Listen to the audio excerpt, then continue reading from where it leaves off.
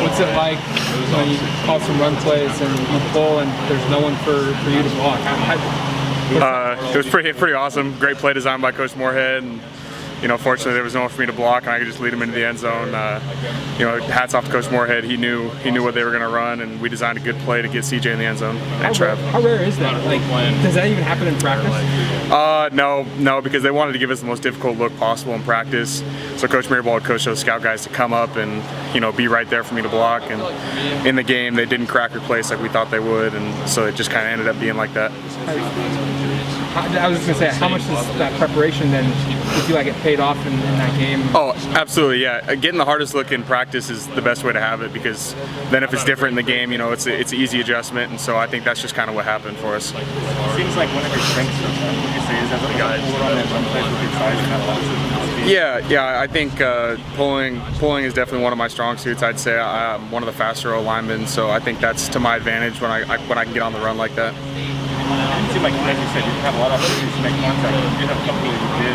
What's it kind of feel like when you make that contact and you see CJ's coming behind you? Yeah. I mean, it's good. Anytime you can open up a running lane for the running back, that's your job as offensive lineman. So you look forward to that opportunity. From week 1 to week 2, the offensive line arguably made the biggest jump in improvement. Is there anything on tape that you guys saw for yourself against Fresno State that you knew should have correct going into Ohio State? Sure. I mean, we took the positives from Fresno State because there were some things we did well against Fresno State. We built off of those, and then we made a lot of corrections. That's one of Coach Mirabal's biggest strong suits, is he can look at our issues and pinpoint them and say, okay, here's what we have to do in practice in order to improve on those things. And we really hit those hard all week in practice.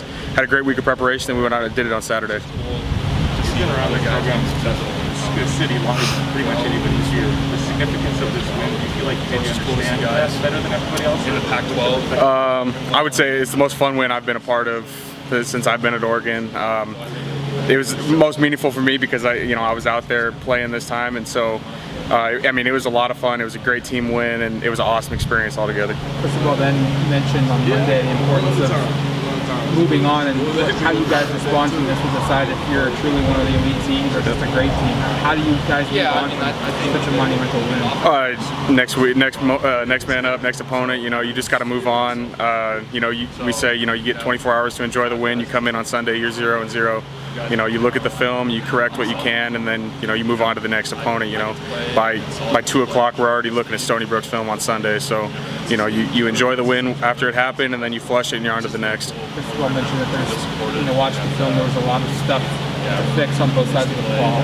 For your group specifically, what do you improve on when you play so well like that? Well, I mean, there was a few plays where if we finish a block, we split them again like we did on the one big run, and so it's just hat placement, running your feet through contact, doing things like that, and we can maybe split a couple more runs and open up the game a little bit more. You said that was your most fun win here. Was that your most fun plane ride back? Because it's a long flight, probably a lot of time to think and hang out about that. Yeah. I mean, it was a fun ride back.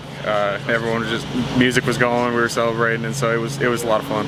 It's one thing for the offensive line to kind of get your job done and open up running holes, but you also have a backfield that can hit the holes and kind of score the touchdown. So what can you say about Riddell and kind of the reach or explosiveness that's so far this year? Yeah, I mean, I'd say CJ and Trav are two of the best backs in the country, and they make us look better than we are sometimes, and I think you saw that on Saturday. And we can open up a hole and they can make a guy miss and turn a good run into a great run, and so that's what makes those guys two of the elite backs in the country. What's allowed Dawson to start playing at times? He plays, I don't think he played any snaps in 2020 and 3 in 2019, and now he's in there in fourth quarters. What's just his development been like? I mean, he's just been an elite preparer, and he had a pretty bad knee injury in 2019, and so he was coming back from that, and his preparation to get to this point has just been one of the best of the O-line, and he just kept developing, and Coach Mirabal was on him, and Coach Mirabal knew he was going to be one of the guys this year, and so he just kept preparing him to do that, and Dawson kept preparing like he was going to be one of the guys, and he had a good camp, and then he's gone out and done it on Saturdays now. I'm out there when the majority of their offensive guys are Oregon natives. Dawson in there with Alex. Does that mean something to you guys, the pride, just being a kid? Yeah, I think a little bit. We all grew up watching the Ducks, wanted to be Ducks, and so to go out there and actually do it for the Oregon Ducks is pretty special for all of us Oregon guys, I think. When you see Johnny do what he did, but also Chris on the last conversion to DJ, staying the right distance, everything else, you're watching the film and seeing the receivers do their part.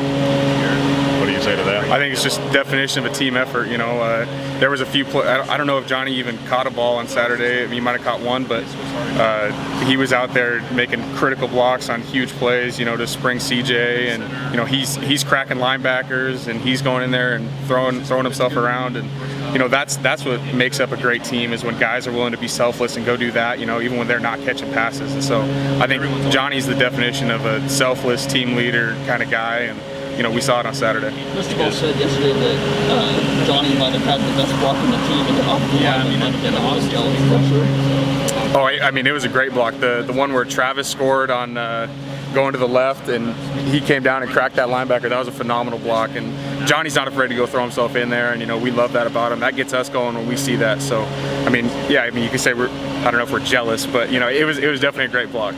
You guys ran that unbalanced set a lot, ran a lot, and also obviously got the conversion to DJ there at the end. I realize it's more for the receivers in terms of their unique responsibilities.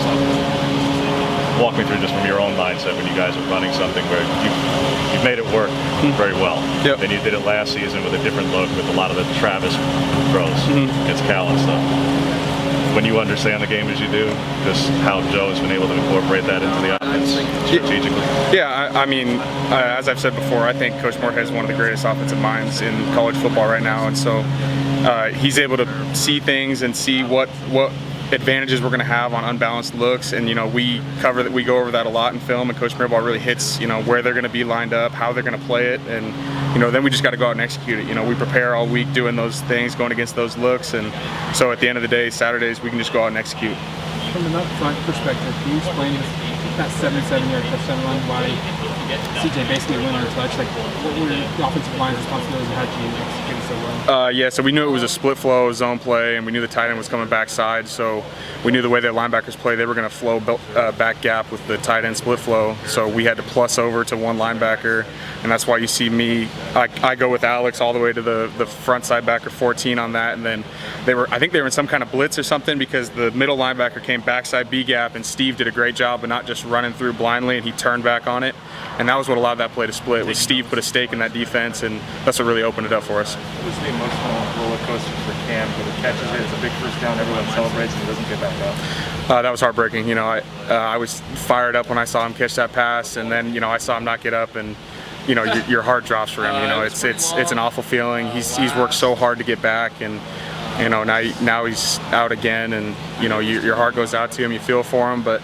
I also know he's one of the toughest guys on this team. He's one of the most mentally tough people I've ever been around, and so I know he's going to bounce back from this, and he'll come back stronger than he was. As much as you guys accomplished last year, Ryan, where does last Saturday come? I won't say like Saturday. Well, he won the championship. You guys were, as an offensive line, none of you were that highly decorated.